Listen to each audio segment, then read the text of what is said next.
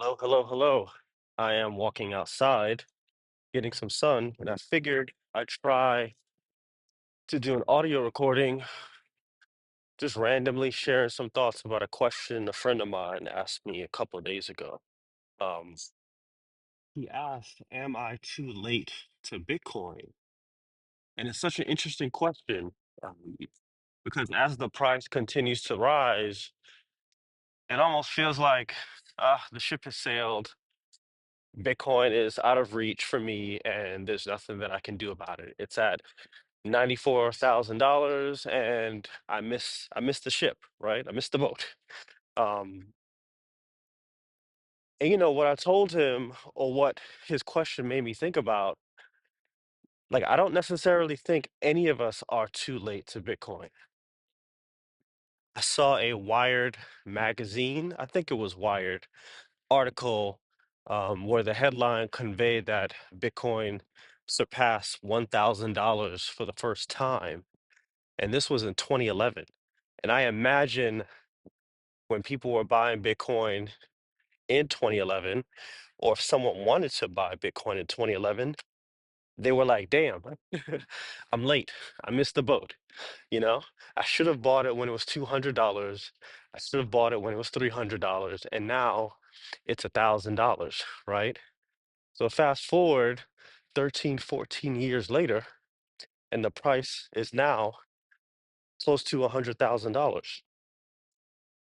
So I imagine over the next 10 or 15 years, it's hard for me to believe, based on the last 16 years of Bitcoin's history, that it's going to still be 94 or $95,000, right? Like I imagine another 10x from here. So when I think about that question again as to whether am I late to Bitcoin, it's like, well, are you late to the internet?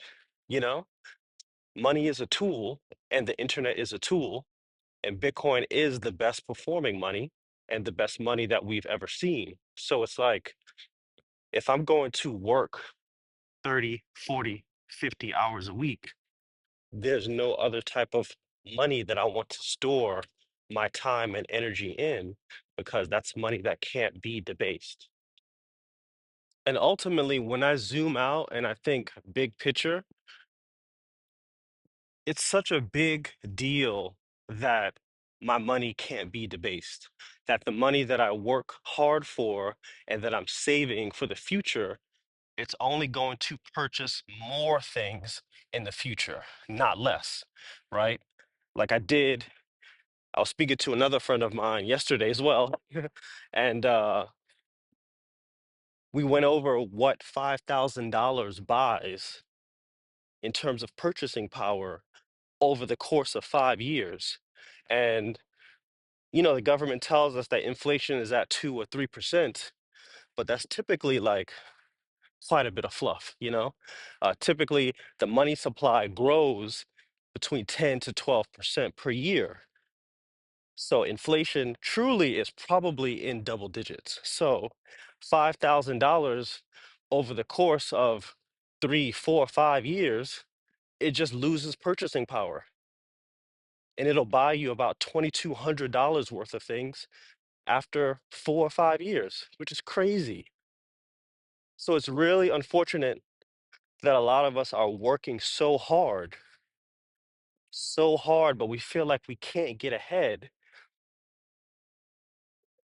And it's not because we're necessarily doing anything wrong, it's because our purchasing power is going down year after year, right? So when I think about storing my time and my energy in a money, dollars isn't the thing that I want to do that in.